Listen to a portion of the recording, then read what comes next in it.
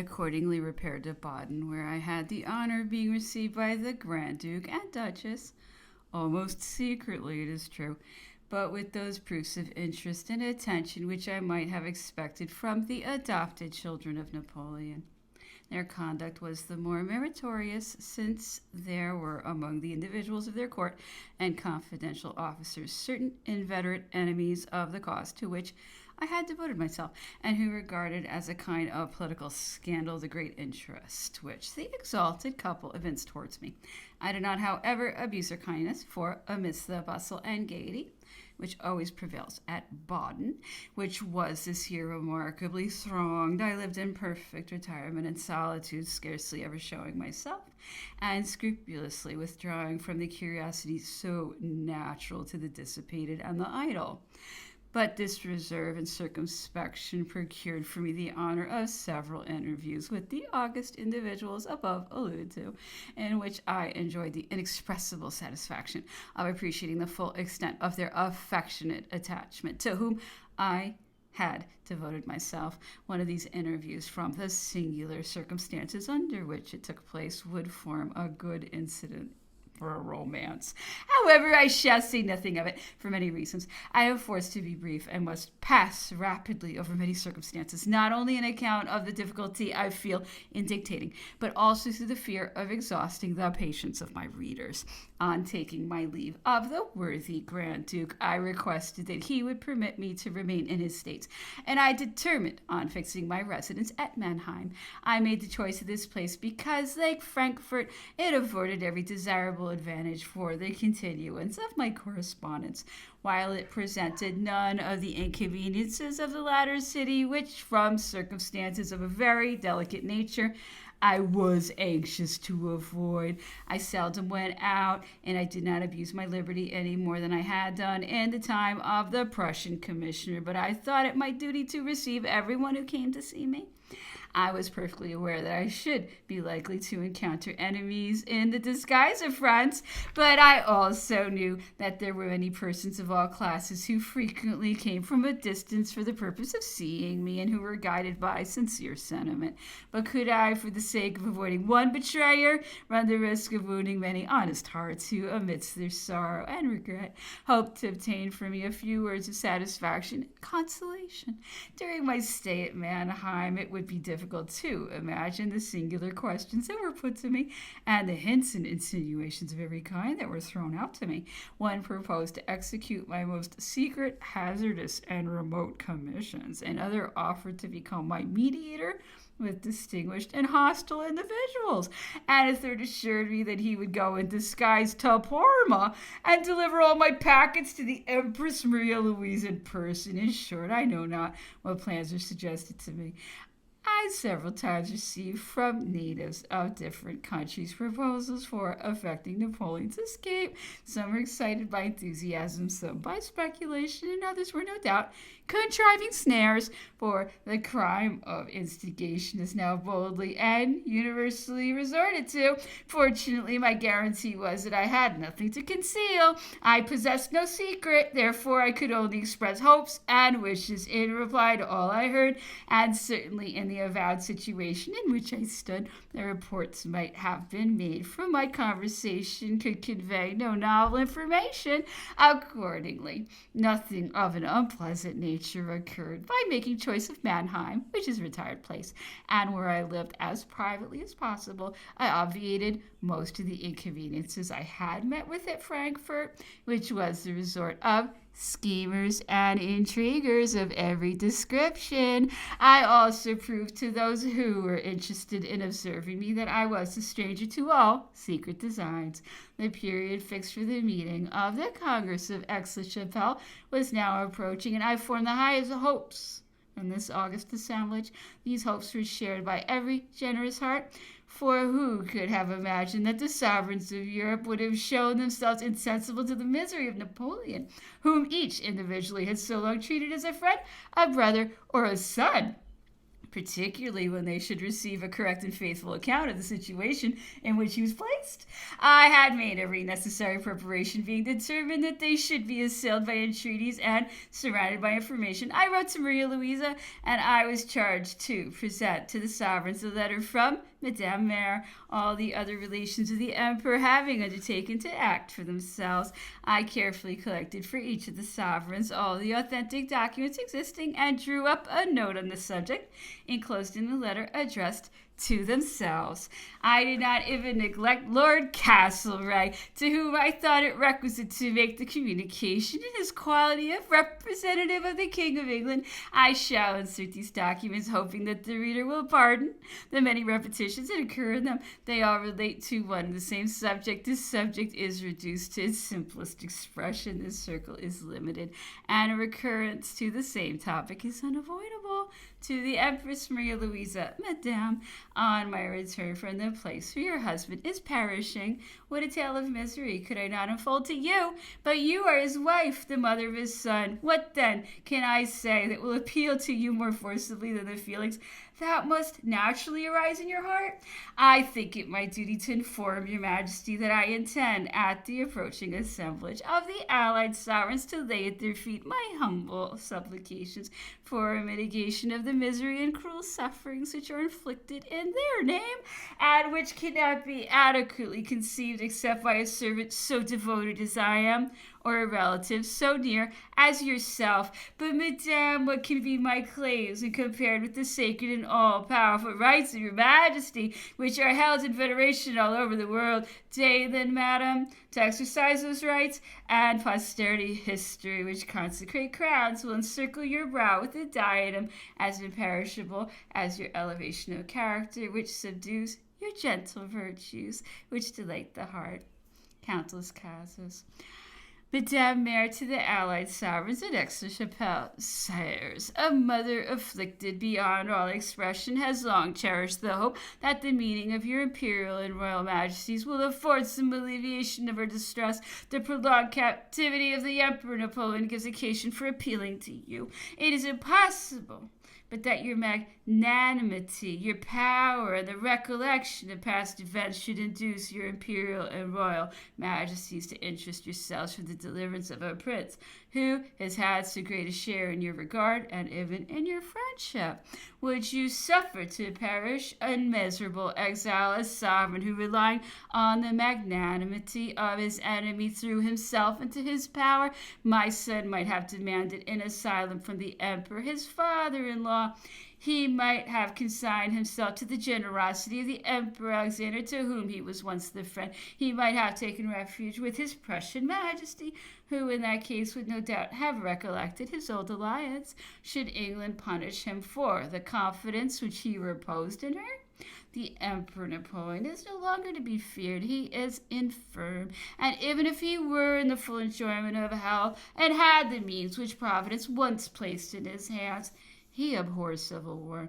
Sire, I am a mother, and my son's life is dearer to me than my own. Pardon my grief, which prompts me to take the liberty of addressing this letter to your imperial and royal majesties. Do not render unavailing the entreaties of a mother who thus appeals against the long series of cruelties that has been exercised towards her son in the name of him who is in essence goodness, and of whom your imperial and royal majesties are the image. I entreat that you will interest yourselves to put a period to my son's misery and to restore him to liberty. For this I implore God, and I implore you, who are his lieutenants on earth. Reasons of state have their limits, and posterity, which gives immortality, adores above all things the generosity of conquerors. Madame Mère. This letter remained unanswered. Other steps were taken in favor of Napoleon by different members of his family, but they were not made known in a way sufficiently authentic to authorize my mentioning them here. Note addressed to the Allied sovereigns at the Congress of Aix-la-Chapelle in October 1818. Sires, Royal Majesty has no judges on earth, But since sovereigns themselves, stripping it of its most sacred attribute, have subjected it to the tribunal, I come with respectful confidence to appeal to them in favor of a monarch whom they long recognized, but who is now deposed by them, a captive in their name, and presenting to the world the grandest and most terrible vicissitudes that was ever witnessed. Who shall deem himself secure, if even inviolability be violated? Faithful to his dignity, superior to misfortune, he looks forward to death as the only termination of his misery. But I, who have been unexpectedly torn from the fatal rock where I rendered him every attention in my power, wish now to devote to him the remainder of a feeble life, and to endeavor to assuage the misery which I am no longer permitted to share. I have taken upon myself the sacred mission in which I am now engaged. I have been prompted to do so by my tender devotedness to the person of the emperor, by my private affection for him who was my sovereign. I am here a stranger to every political question. I have no other impulse, no other guide than that sacred morality which is alike respected by kings and subjects. It constitutes my strength, my right, and my excuse. Napoleon on his rock is a prey to torments and vexations of every kind. He is the victim of the ill treatment of men and the insalubrity of climate. These facts are now notorious to all and are sufficiently proved by authentic documents transmitted from the place itself, several of which I now presume to submit to the eyes of your majesties. If the law of war, if the law of nations have been transgressed for the peace of the world, as it is said, the law of humanity at least cannot be extinct. For the last 3 years, war has everywhere been succeeded by peace. Passions are calm. Nations and individuals are reconciled. The hostility of governments and parties is disarmed.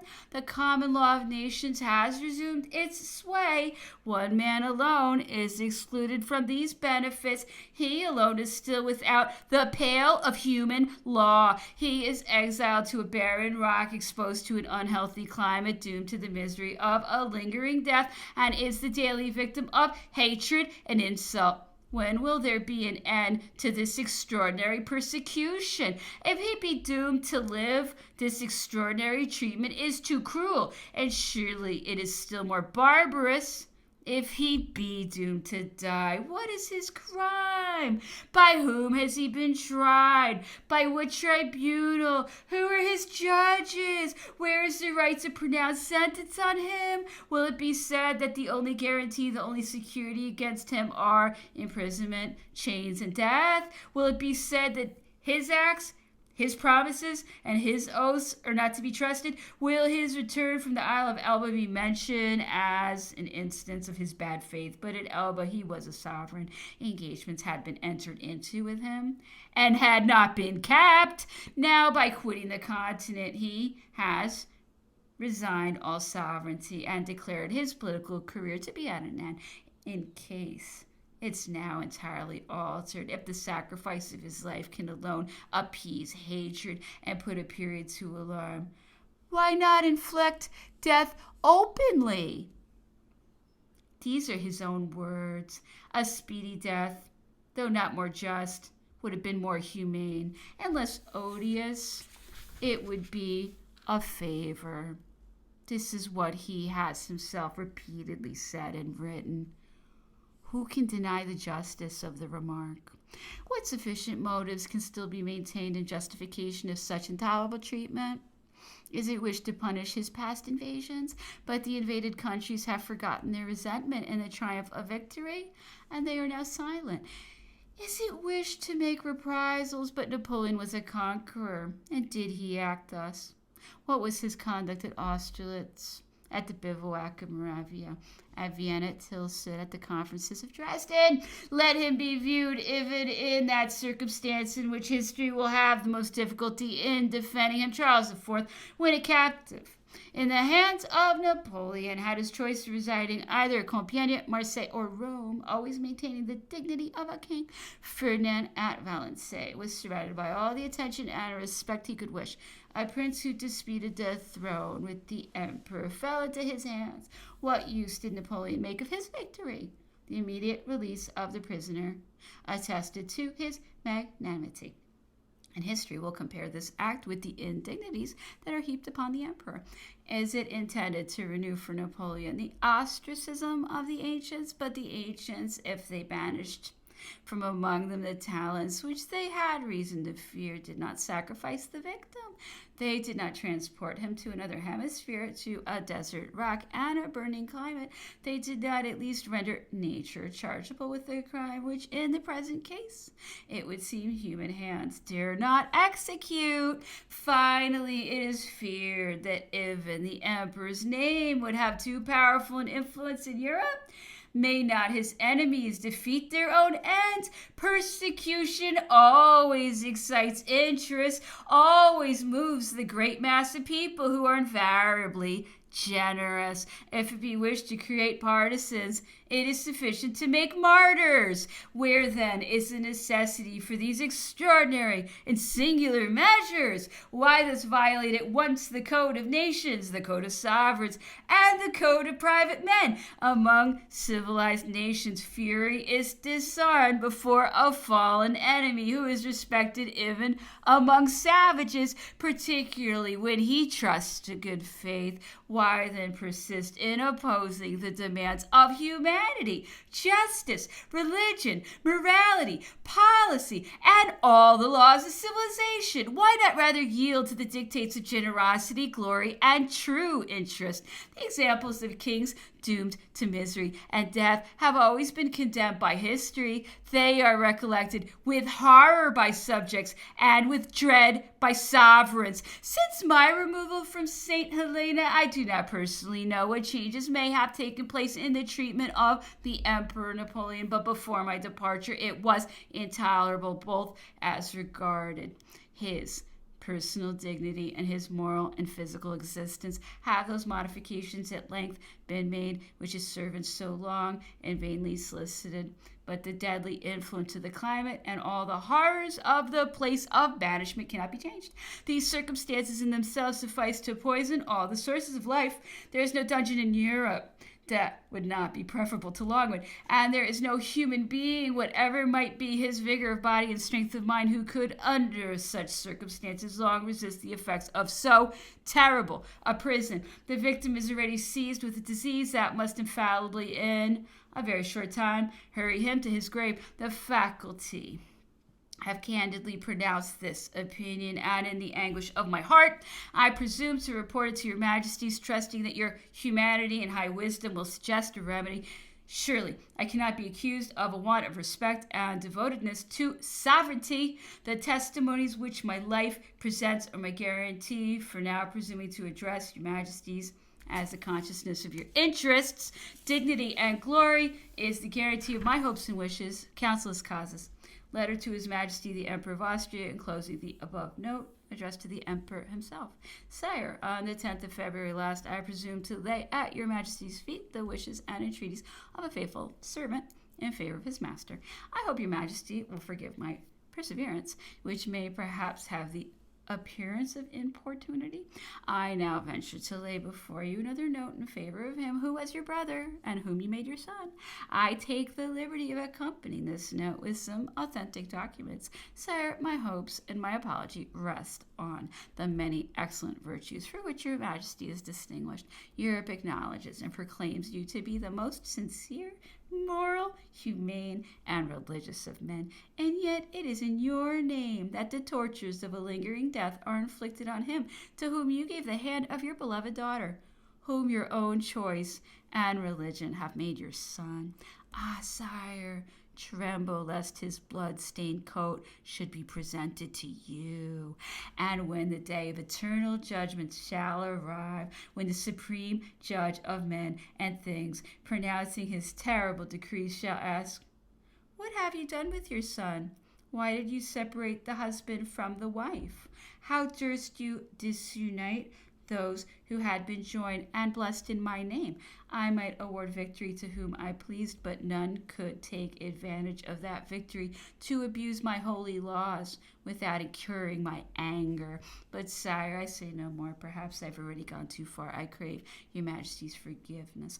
These are the sentiments by which I am powerfully excited. These are the complaints that are torn from me by the murder of my master, which has been perpetuating before my eyes. Sire, on my knees, I implore your interference to prevent the crime of homicide. Be not deaf to my entreaties. Countless causes. Letter to Lord Castlereagh, with a copy of the note addressed to the allied sovereigns. My lord, I have the honor to present to your lordship a copy of a note which I took the liberty of addressing to the allied sovereigns. I am induced to transmit this note to you, my lord, on account of my profound respect for the august individual whom you represent, and the esteem I entertain for your lordship's personal talents. Whatever may be your opinions, my lord, respecting this note, perhaps even your objections to it, I am convinced your lordship has too much generosity to condemn wholly and without reserve a servant who is resolved until the latest moment of his existence to exert every effort for the relief and consolation of his sovereign. My lord, how great has been your influence on the destiny of that sovereign. How great may it yet be? Why cannot my voice reach your lordship's ear? In the anguish of my tedious solitude, I have frequently sought to discover the great motives which might have dictated your harsh and cruel determination. My mind dwells only on the interests of your country, the rigorous law of necessity, the conviction of the character and disposition of him at whom you aim the blow. And finally, the glory and responsibility of your ministerial situation. Has your lordship been able to combine together the whole of the contradictory circumstances? Have you exhausted every source of information? How I regret that the impaired state of my health and faculties does not permit me adequately to express my feelings and thoughts. They would perhaps make an impression on you, my lord. Perhaps many facts that I could relate would excite your astonishment and serious consideration. Countess causes.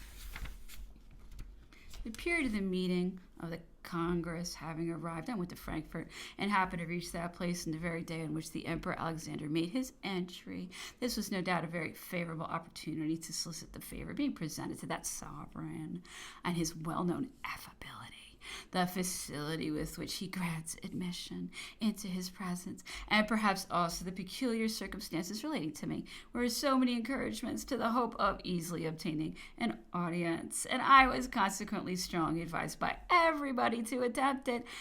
It was the surest way, they said, to accomplish the object I had in view, and I was much blamed for refusing to make the trial. But I had maturely weighed within my own breast the advantages and disadvantages of such a step, and I was far from sharing the general opinion as to the probability of its result. To what had I said to myself could such a high favor lead me? Could I expect to touch the heart of this sovereign by my eloquence? And if my words had produced some effect upon him as a man, was not the final decision to proceed from the concurrence of many others? And was I certain, in an interview of so little duration and of so much embarrassment, to speak with as much method and precision as I could write? Was it right for me to deliver to him before the proper time had arrived authentic documents which I intended only for the sovereigns assembled, as if it were an ordinary petition? And if the Emperor Alexander had happened to express himself in my presence respecting the Emperor Napoleon in terms which I could not but have contradicted, as it was but too probable that he would express himself, might it not turn out that I had irritated and indisposed him instead of conciliating him? This latter consideration had chiefly led to my determination not to seek for an audience which presented so many objections and only afforded one single advantage, and that one that was personal to me, viz. The signal favor of seeing the first of monarchs and of conversing with him of whom Napoleon has said in his rock, if I die here, he will be my heir in Europe. Besides, the Emperor Alexander knew that I was at Frankfurt. I was told that he had mentioned it in one of his circles, and I was almost certain that he had been spoken to about me. The circumstance from which I obtained this information is singular enough to be mentioned here. My room at the hotel where I had alighted happened to be next to that of one of his generals, who possessed his intimate confidence and who was admitted into his presence at all times. The second or third evening after my arrival, the master of the hotel came into my room to inform me that the general was ready to receive me, and that he would have much pleasure in granting me the interview which I had asked for. In the first moment of surprise, my immediate answer was to bid him go and say that it was a mistake, but suddenly reflected that this was perhaps a fortunate circumstance brought about by the intervention of Providence. I ran after the man who was already delivering his message and explained myself from the door of the apartment that there was probably some error, since I had not the honor of asking such a favor, upon which the general ran towards me as if to detain me, and, dismissing his aide-de-camp, said to me with an air of affability and politeness that whether it was through mistake or not, he should be happy to avail himself of this opportunity to become acquainted and have some conversation with me.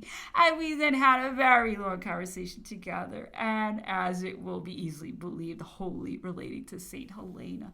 I had only come to Frankfurt to deposit in due form all my documents in the respective legations, and that done, I returned immediately to Mannheim in order to escape from the bustle and the intrigues of Frankfurt. Several persons came thither and offered to serve me at the Congress, assuring me that their services might be of very great importance, and proposing to become very zealous agents in my affair. For this assistance I should, of course, have been obliged to pay very largely, and it has been seen that I had scarcely wherewith to supply the first wants of him, for the uncertain interests of whom large sums were demanded of me during the sitting of the Congress, and whilst I was waiting in the hope of a favorable decision from the sovereigns, I was destined to receive, even in my solitude at Mannheim, fresh proofs of the perverseness of Sir Hudson Lowe and of the ill treatment which he continued to inflict upon his victims. An unfortunate gunner of an East India man found me out at Mannheim, and about the same time I received a large packet from General Bertrand. The history of the gunner, and of all the vexations to which he was exposed from the governor and his confidants for having been the bearer of a bust of young Napoleon, from which he hoped to derive some advantage by offering it at Longwood, is detailed at some length in Mr. O'Meara's work and in Marchand's. This bust, which the governor had at first intended to throw into the sea, and the existence of which he afterwards attempted to conceal by taking possession of it under pretense of making a present of it to Napoleon himself, was, however, at last sent to Longwood in consequence of the expression of public indignation, and Count Bertrand sent to the gunner, as well as for the value of the bust, as to indemnify him for all the vexations and losses which it had occasioned to him, one of the bills which I left with him at my departure amounting to 300 francs. Count Bertrand, on sending the bill to the gunner, requested him to acknowledge the receipt of it, but the poor fellow, so far from being enabled to acknowledge the receipt of the bill, had not even heard of Count Bertrand's letter, and had been obliged to pursue his voyage to India, after having delivered the bust with the following verbal information given to him by Sir Hudson Lowe, that the people of Longwood had destined some gratuity to him, and that he would hear of it in course of time. On his return from India, the unfortunate gunner was not allowed to go on shore during the whole time the ship stayed at St. Helena, and he was merely told once more that what had been mentioned to him concerning his interest was at the Admiralty in London. When he reached England, he at last, upon inquiry, got the bill, and it was the first time he had heard of it, but upwards of 18 months had elapsed, and the persons on whom it was drawn no longer had the necessary funds, and he was obliged to leave London with the melancholy persuasion that he had lost both his bust and his money. This Gunnar was an inhabitant of Dalmatia and was going through Germany on his return home by way of Trieste when he learned by the greatest chance in the world at Frankfurt that he should fight at Mannheim the jar of the bill which he held. He therefore came to me, and his joy was as lively as his imprecations against Sir Hudson Lowe were abundant on receiving that sum which, as he said, was a little fortune for him and would render him happy for the remainder of his life. The large packet which I received from the Grand Marshal consisted of a long letter from him written by order of the Emperor and of sundry authentic documents which had arrived out of the regular channel. But to my great surprise, the very day when I received that letter, I read its contents in the Netherland newspapers as extracted and retranslated from the English papers. Guessing what had been the intentions of Longwood, I nevertheless sent an official copy of that letter to Lord Liverpool, as will be seen presently. I insert here all those documents because Count Bertrand's letter, giving a rather detailed account of the ill treatment which the Emperor experienced since the moment I had left him, lays before the reader a further period of 18 months of the history of Longwood. Some of these documents, besides, have postscripts in Napoleon's own handwriting and are too remarkable to be left unnoticed. Letter of countless causes to Lord Liverpool. My lord, I have this instant received a long letter from Count Bertrand, and at the same moment, to my great surprise, I have seen that the letter printed in the Vrai Liberal of Brussels, retranslated from the Morning Chronicle of London, to inform your lordship. How that has happened is beyond my power, but I can assure you with great truth that it is without my participation, and that I sincerely regret the circumstance. I can only explain it by supposing that one of your countrymen only consented to take charge of the packet from Longwood upon condition of receiving it open, and being assured that it concerned the honor of his country, and that on his arrival in London he communicated its contents to the public and forwarded it to me at the same time. Things would not have been so, my lord, if agreeably to my continued solicitations I had obtained permission to reside in England, persuaded as I am, and as Count Bertrand seems to suspect, that the atrocious vexations and the indignities which are daily inflicted upon Longwood may be unknown to the administration. It would have been you, my lord, who are at the head of that administration, and you alone, that I should immediately have applied to inform you of such unheard of grievances, thus furnishing you the means and leaving to you the merit of redressing them.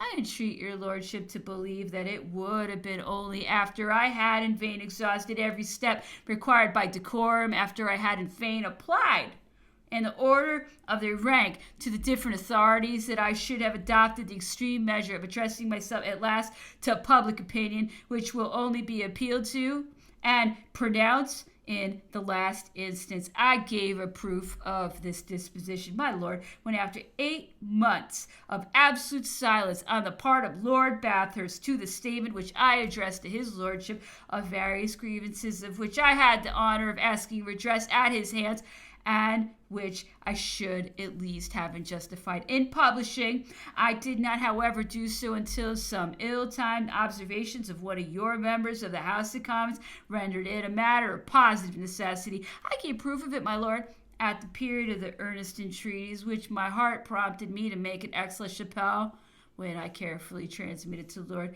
Castlereagh himself a copy of the solicitations and complaints which I respectfully laid at the feet of the allied sovereigns. Lastly, my lord, it is to give as much as lies in my power an additional proof of that disposition, that I hastily caused a copy to be made of the letter of Count Bertrand, in order that your lordship may possess direct and authentic knowledge of that document, and lay it before his royal highness the Prince Regent, a prey to bodily sufferings caused by the insalubrious climate of St. Helena, as well as the moral sufferings by which my separation has been aggravated. The deplorable state of my health is such that every kind of application is forbidden to me by the faculty.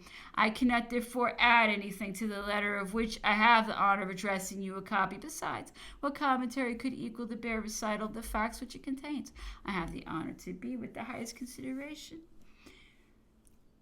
Count de las Casas. P.S. After having addressed your lordship on a subject of interest of so high and sacred and importance, may I be allowed to take advantage of the opportunity thus naturally afforded to descend to the consideration of objects that are merely personal to me? Am I not to expect any redress or to obtain any answer concerning the numerous grievances of which I have complained? Am I above all to continue to be deprived of the papers which have now been detained at St. Helena for 2 years, notwithstanding the many protestations which I made to Sir Hudson Lowe himself, notwithstanding the letter which I had the honor of addressing to His Royal Highness the Prince Regent on that subject from the Cape of Good Hope, the letter which I wrote to one of your colleagues from the same place and on the same subject, and lastly, notwithstanding the letter which I addressed to Lord Bathurst from Frankfurt? Can this obstinate, absolute silence to demands so just and so often reiterated be intended as a formal denial of justice? I cannot believe it, my lord. I know the power and superiority of your laws, and the respect which every Englishman is bound to show to them, whatever his rank or situation in life might be, and I must therefore suppose that the fault arises with me, who, not knowing how to act, transgress in all probability the established rules and formalities. But in that case, my lord, would it not be proper, just and considerate to inform me of those rules, or even to supply the non-observance of them? My lord, I demand that favor of your generosity. Those papers which I allowed Sir Hudson Lowe to peruse at the time are, from their nature, entirely foreign to the object of the custody of your prisoner. They cannot be of any importance to you in that point of view, and in me they are dear and invaluable beyond all expression. Letter from Count Bertrand to Count de las Casas. My dear Las Casas, I received on the 7th of June the letter which you did me the honor to write to me on the 15th of January last. I have since then received on the 13th of this month your letters of the 15th February, 15th March, and 15th April, the contents of which I have communicated to the Emperor, and which have determined him to desire me to write to you. I received 4 months ago a box of books and pamphlets addressed to me by Mr. Gilbert, and since then a very obliging offer to send a picture which was in the room at St. Cloud on the subject of little Napoleon's christening. Mr. Henry Goulburn has been kind enough to bargain with the owner of the picture for its purchase and to get the price reduced to half the original demand. It has not, however, been thought proper to answer that offer, because it has seemed to form so strange a contract with what takes place here that it has been looked upon as a measure connected with parliamentary discussions, something like those relative to the wooden house. I have been much struck by the polite behavior observed towards you, and by all you tell me in your last letter. Can it be that the horrible vexations that we are made to experience are not sanctioned by the English government, and that the Emperor is dying here a victim of the individual hatred of the governor? Governments and princes may be so easily deceived that I write this letter under strong feelings of doubt on this subject.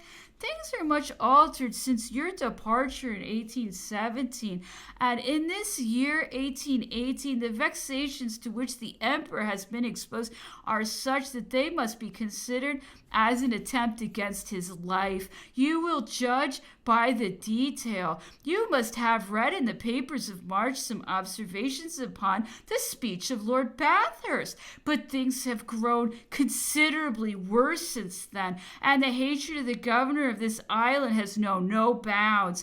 When you left us, the Emperor had renounced riding in order to avoid the snares laid for him and the affronts intended for him by causing him to be insulted by the sentries. He has since been obliged to give up walking in order to avoid the same inconveniences. During the months of March and April, the Emperor went out sometimes to call upon my wife, and sometimes he would sit upon a certain bench, which you know, about 50 paces from the house, and where he would stop an hour, but means have been found to prevent him from doing that and to oblige him to confine himself strictly to the house.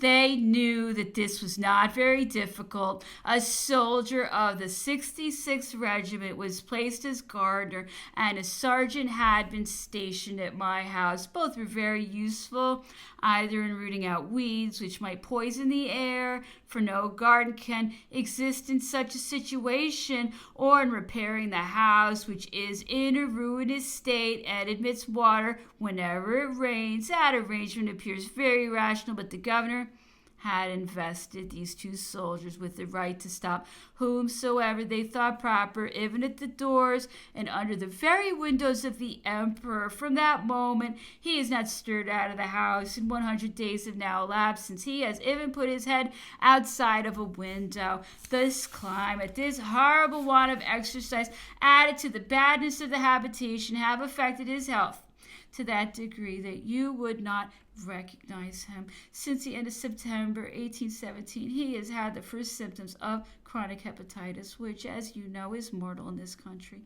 He had to attend on him the very worthy O'Meara, in whom you know he has confidence.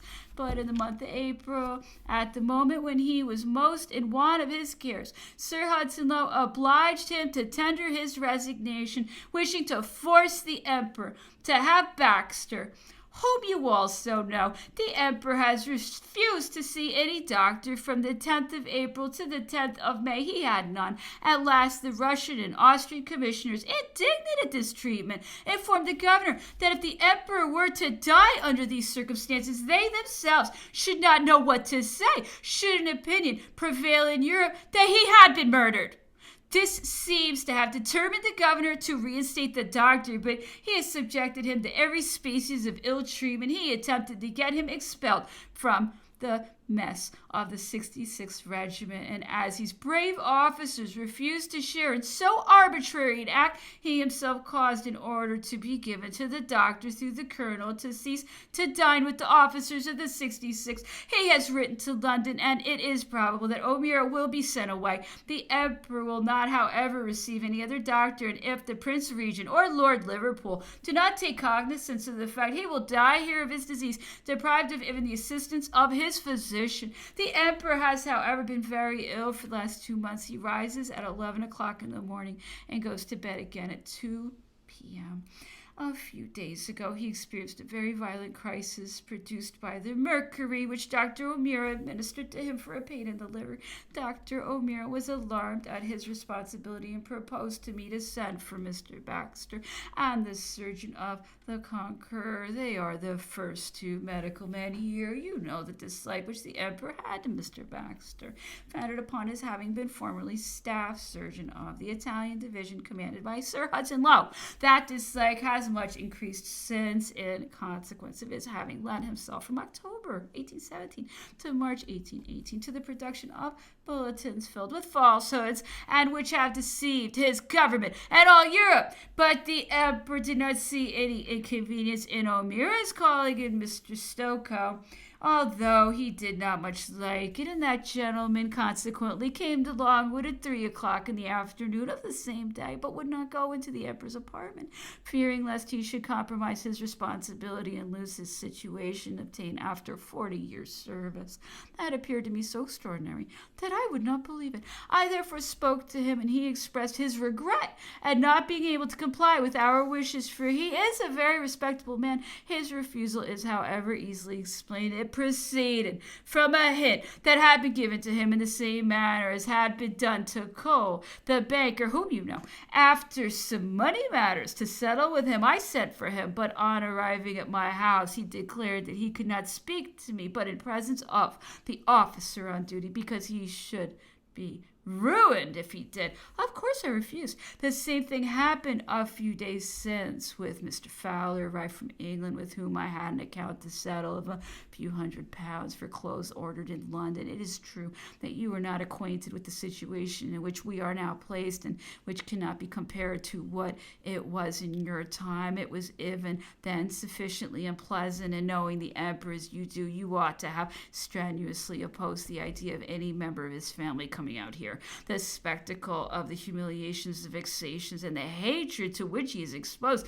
would be altogether unbearable for him if his mother or any of his brothers were to share in it. Even so, Count Monson and myself, who are now the only two with him, he has often said that he wished us to quit St. Helena to free ourselves from such a treatment and to leave him alone, and that his agony would be less bitter if he did not see us share in it. You know that the officers had long since discontinued to come to my house, but when we met them on the road, they would very politely stop and speak to my wife. This has now been forbidden to them, not in writing, it is true, but by hints, so that it has often happened that when they have seen us at a distance, they've gone out of the road. Things have come to such a pass that our dirty linen remains several days to be examined by the captain on duty, and sometimes by the staff, a most indecent proceeding and most dishonorable for them, but the object of which is to degrade and insult us. In the month of June 1816, a store ship brought out a marble bust of young Napoleon. Sir Hudson Lowe ordered the bust to be thrown into the sea. This he has since denied, but we have the fact judiciously attended, for the act disgusted Lady Malcolm, who was still at St. Helena, as well as all the captains of store ships that were on the island. Since that time, in February last, the Cambridge store ship brought out 2 prints of young Napoleon, which had been bought in London. Sir Hudson Lowe purchased them under pretense of presenting them to the father, and when the officers heard a month afterwards that it was, on the contrary, to keep them from him, they could not contain their indignation that an Englishman could have been guilty of such conduct. The British government cannot be ignorant of all these proceedings if what the Emperor said here to Lord Amherst has been repeated in London, if Captain Poppleton, whom you know, and who was the officer on duty during 2 years, has been questioned, if Colonel Nichols of the 66th Regiment and Colonel Fearson of the 53rd Regiment have been questioned, as well as many others, it must be known to what unworthy treatment we are exposed here. If there be in Europe some enemies of the governor or the Emperor who would have approved the conduct of the British government if they had taken away Napoleon's life openly and publicly on board of the Bellerophon, there is not one who will not someday cover with imprecations and opprobrium and disown those who adopt such cowardly means to attain that end. How are we to reconcile all this with all you write to me? Perhaps by the supposition of a correspondence filled with falsehoods and artfully managed. However, we on our side have for the last 2 years complained openly and loudly, and the criminal conduct pursued here must be known in London. You will be surprised to hear me speak of the French, Austrian, and Russian commissioners who are here. We never saw them during the time you were with us, and to this day they have not yet seen the Emperor, nor called upon us, but we have frequently met them on the roads within our limits, which is a way of seeing each other sufficiently ridiculous. Though the Emperor does not acknowledge them as commissioners, he has never refused to receive them as strangers. With respect to the governor, the Emperor has not seen him since the month of April 1816. You are aware of the reasons which induced him not to receive him after the insults which the governor had offered him. This being the case, if Sir Hudson Lowe seeks to be revenged, such a proceeding, though inconsistent with a generous mind, can easily be explained. But how can government have continued during 2 years to repose its confidence in a man who has so strangely abused it? I therefore earnestly request you, in the Emperor's name, to inform his family and relations of the situation in which he is placed, and peremptorily to require that none of them will increase his sufferings by coming to share in them. You tell us that the English government has subscribed for us to the Morning Chronicle, but the same thing happens with this paper as with the Times. It is sent to us after those numbers, which it is thought proper to conceal from us, have been previously withdrawn. Thus we have had some numbers of February and some of March, but all those that it was their pleasure to withdraw have never been sent to us. Not to have a regular series of newspapers is worse than to have none. How could any book be sent to us, since as soon as the store ship comes out, the governor immediately purchased all the books they brought out, particularly French books, in order to prevent our buying them? With respect to the pamphlets which you announce as sent to us, we only received one box of them on the 12th of March, from which we conclude that probably the remainder have been kept. I have read this letter to the Emperor, who has approved of its conducts, but has thought that I very feebly expressed the baseness of the conduct observed towards him. He desires me to send you 2 notes written by himself, which will give you the whole of his opinion respecting the officer to whom the superintendence of this country has been entrusted. The calomel which the emperor has taken has not hitherto had any beneficial effect on the liver, and has produced other ailments. Count Bertrand. P.S. During the few days that have elapsed since this letter was written, many things have happened which will prove to you that our situation, far from improving, as you seem to suppose, is daily growing worse. You know that Captain Maskey of the 53rd Regiment had been succeeded at Longwood as officer on duty by Captain Poppleton of the same regiment, and that Poppleton, at the departure, had been succeeded by Captain Blackney of the 66th, who, like his predecessors, enjoyed a most excellent reputation in his regiment. This latter officer already thought on the first days after his arrival that the governor required of him some acts unworthy of a man of honor, but as the number of those objectionable acts had greatly increased since that time, he at last ardently longed for the expiration of his year of service in that degrading post in order to have nothing more to do with it. It is known that he declared confidentially to his friends in the regiment that it was impossible for a man of honor to continue in that post without losing his own esteem. It may be also that Sir Hudson Lowe was not satisfied with the avowed sentiments of Captain Blackney, but be that as it may, on the 20th of this month, an officer who had been sent out to take the command of the militia, and whose former connection with Sir Hudson Lowe is known to you, the only one out of the whole of the governor's staff whom the emperor refused to see, came to install himself as officer on duty, and with him, under various pretenses, another officer, so that we had 2 instead of 1. It appears that some rooms and articles belonging to government, which had been given in common between the officer on duty and Dr. O'Meara, have occasioned some violent contentions between them. On the 22nd, I sent the protest marked A to the governor, who sent me a challenge by the officer alluded to. It was beneath my character and my situation to provoke Sir Hudson Lowe, but on this occasion I thought proper to address to him the letter marked B. On the 24th, he sent Dr. O'Meara away from Longwood by virtue, he said, of an order from Lord Bathurst, as you will see by the governor's letter to Count Montauban, marked C, to which Count Montauban answered by the letter marked D.